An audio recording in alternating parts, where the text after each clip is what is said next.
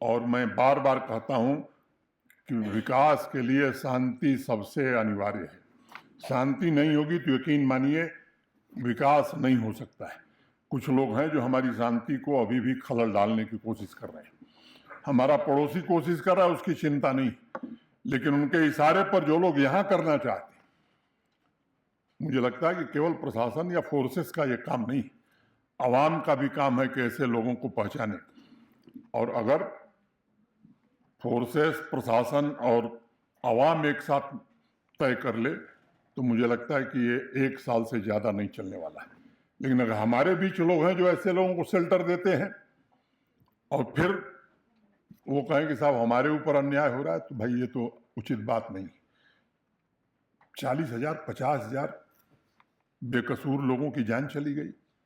कितनी माताओं ने अपनी मांग का सिंदूर उजाड़ दिया, कितनी बहनों के भाई चले गए। बावजूद इसके वो लोग निरपराध निर्दोष लोगों को जो जडमोर टनल बना रहे हैं, जो हमारी कनेक्टिविटी को बेहतर कर रहे हैं, ऐसे निरपराध लोगों की जान लेने का हक किसी को है। और ऐसे लोगों के खिलाफ अगर जनता नहीं खड़ी होगी तो यकीन मानिए ये तस्वीर कभी बदलने वाली नहीं। केवल सिर्फ औपचारिकता कर देना, बयान दे देना, ये जो लोग काम करते हैं मैं समझता हूं कि ये उनसे भी खराब लोग हैं। और फोर्स का जहां तक सवाल है, मैं आपको आश्वस्त करना चाहता हूं, बार बार एक बात कहिए, किसी निर्दोष आदमी को कुछ भी करने की जरूरत नहीं है।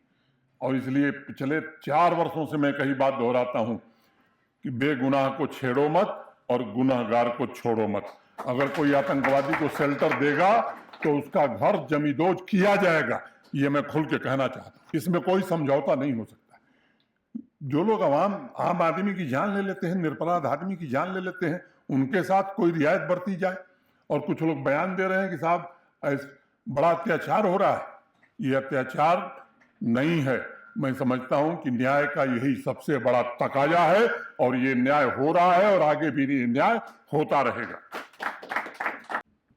और मैं बार बार कहता हूं कि विकास के लिए शांति सबसे अनिवार्य है। शांति नहीं होगी तो यकीन मानिए विकास नहीं हो सकता है। कुछ लोग हैं जो हमारी शांति को अभी भी खलल डालने की कोशिश कर रहे हैं। हमारा पड़ोसी कोशिश कर रहा है, उसकी चिंता नहीं, लेकिन उनके इशारे पर जो लोग यहां करना चाहते हैं, मुझे लगता है कि केवल प्रशासन या फोर्सेस का ये काम नहीं, आवाम का भी काम है कि ऐसे लोगों को पहचाने। और अगर फोर्सेस, प्रशासन और आवाम एक साथ तय कर ले तो मुझे लगता है कि ये 1 साल से ज़्यादा नहीं चलने वाला है। लेकिन अगर हमारे बीच लोग हैं जो ऐसे लोगों को शेल्टर देते हैं और फिर वो कहें कि साहब हमारे ऊपर अन्याय हो रहा है, तो भाई ये तो उचित बात नहीं। 40,000, 50,000 बेकसूर लोगों की जान चली गई।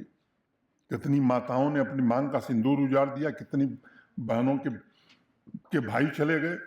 बावजूद इसके वो लोग निरपराध निर्दोष लोगों को जो जडमोर टनल बना रहे हैं, जो हमारी कनेक्टिविटी को बेहतर कर रहे हैं, ऐसे निरपराध लोगों की जान लेने का हक किसी को है। और ऐसे लोगों के खिलाफ अगर जनता नहीं खड़ी होगी तो यकीन मानिए ये तस्वीर कभी बदलने वाली नहीं।